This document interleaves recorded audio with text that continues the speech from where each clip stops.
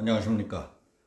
6.25가 며칠 남지 않았습니다. 오늘은 6.25 전쟁 당시 미 8군에서 있었던 몇 가지 감동적인 얘기를 되새겨 보도록 하겠습니다.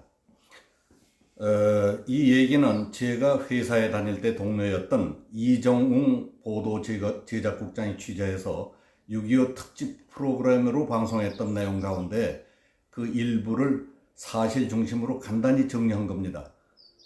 먼저 아들이 어머니에게 보낸 편지입니다.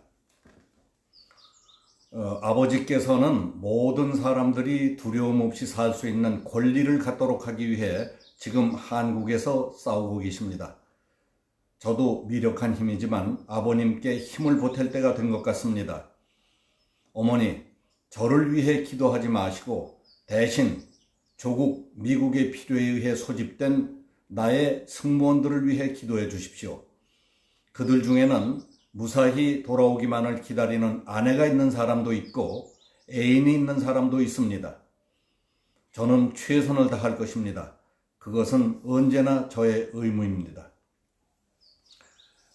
이 글은 한국전쟁이 한창이던 지난 1952년 4월 초 압록강 지역을 폭격하기 위해 출격했다가 실종된 지미 벤프리트 2세 미 공군 중위가 미국에 계신 어머니에게 보낸 마지막 편지의 일부였습니다.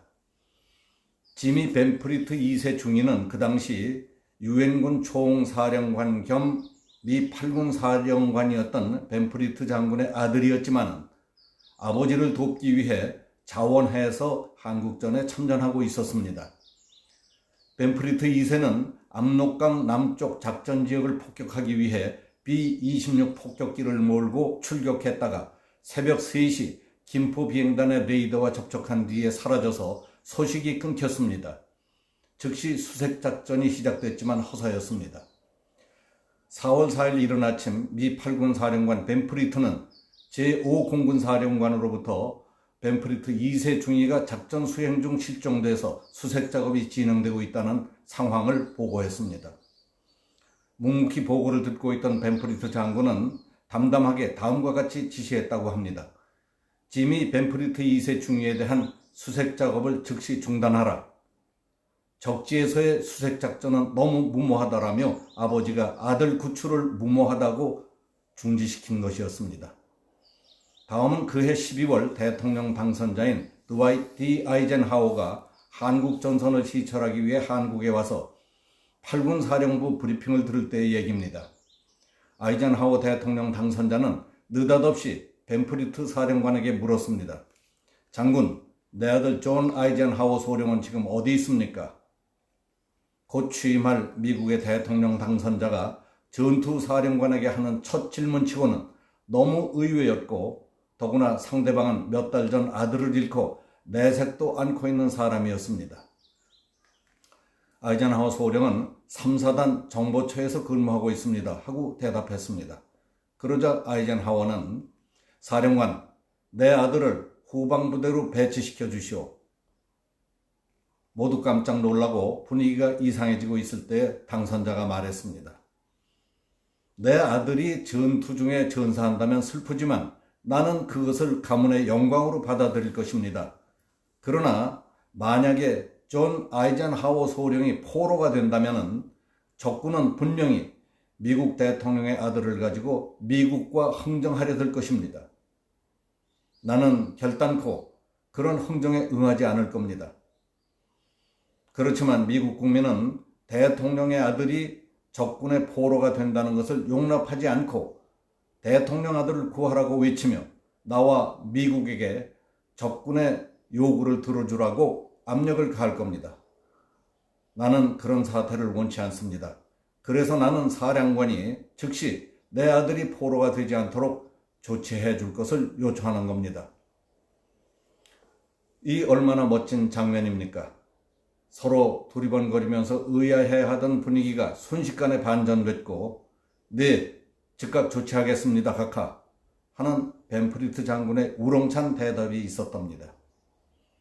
이 얘기는 그 자리에 참석했던 페프렌 바하 중령이 쓴 This Kind of War, 한국전쟁이라는 책에 생생하게 묘사되어 있습니다.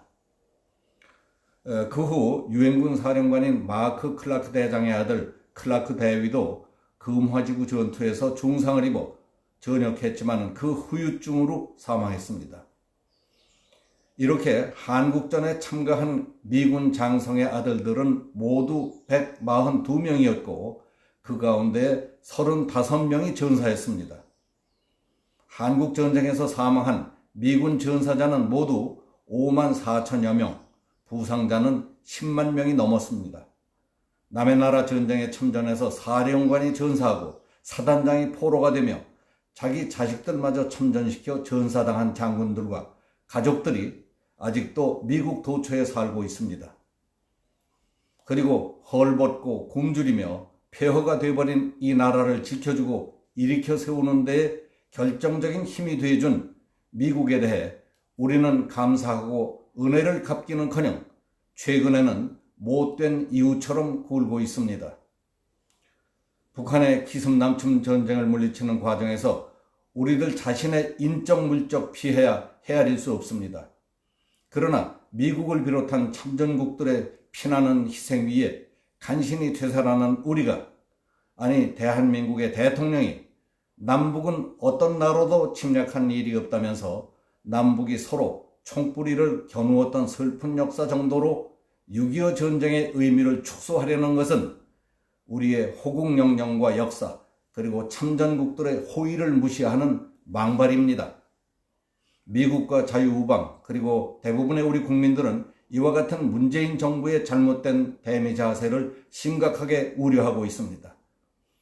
우리 각자는 국민의 한 사람이고 개인일 뿐이라고 하지만은 다 부서지고 망한 나라를 붙잡아 세우고 헐벗고 굶주린 사람들을 보살펴준 미국과 엇박자로 나가는 것은 배은망덕한 짓이라고 믿습니다. 대한민국이 절망에 빠져서 헤맬 때 우리의 울타리와 바람막이가 되어 오늘의 번영된 자유 대한민국으로 새롭게 태어나도록 결정적인 역할을 해준 데 대해 감사할 줄 모르고 번번이 엇박자로 나가는 짓은 상식적인 인간은 생각지도 못할 일입니다. 더구나 동족상잔의 비극을 저지르고 이 순간까지도 적화통일의 헛된 꿈을 버리지 않고 있는 북한 집단을 위해 동맹을 배신하는 행위는 어디서도 용서받을 수 없는 죄업을 짓는 것입니다. 우리 모두 정신 차리고 다시 깨어나야 합니다. 이 시간에는 6.25 전쟁 당시 미 8군에서 있었던 감동적인 얘기를 중심으로 오늘의 우리 사정을 되새겨봤습니다. 감사합니다.